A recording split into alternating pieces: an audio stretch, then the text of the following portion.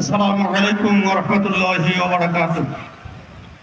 আজকের এই বিশাল জনসভার সম্মানিত সভাপতি, সম্মানিত অতিথিবৃন্দ, সম্মানিত উপস্থিত জনতা, আমরা শুকরিয়া আদায় করছি সেই মহান রবের, যিনি গত 24শে আগস্টে এই দেশের পরিবর্তন এনে বাংলাদেশ জামায়াত ইসলামী, যে আল্লাহ তাআলার সার্বভৌমত্বে বিশ্বাস করার কারণে নিবন্ধন হারিয়েছিল, সেই বিশ্বাসকে পুনর্জাগরিত করেছেন সারা দেশের জনগণ, যার স্বীকৃতি দিয়েছে।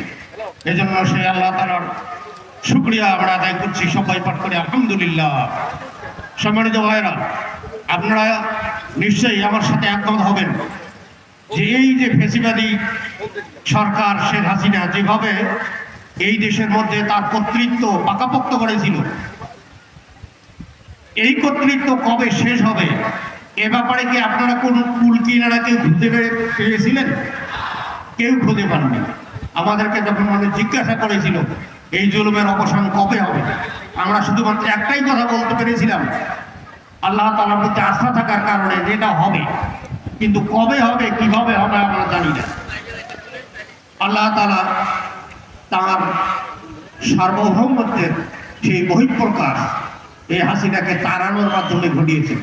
এখন দেশের প্রতিটি মানুষই স্বীকার করেন যে এটা আমরা তাকে তাড়াইনি, আমাদের ক্ষমতায় এটা হয়নি, এটা একমাত্র আল্লাহ তাআলার রহমতেই হয়েছে।